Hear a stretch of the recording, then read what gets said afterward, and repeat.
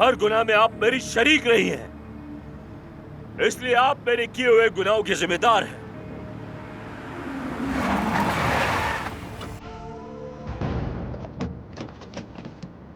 दादी, दादी रुक जाइए।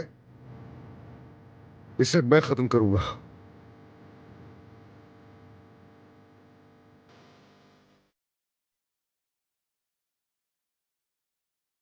अदनान, अदनान, खुदा के लिए रुक जाओ। अदनान, ऐसा मत करना। अदनान, तुम बहुत जवान हो, अपनी जिंदगी खराब मत करो इस आदमी के लिए। देखिए दादी, जब तक ये आदमी जिंदा रहेगा कोई भी महफूज नहीं रहेगा।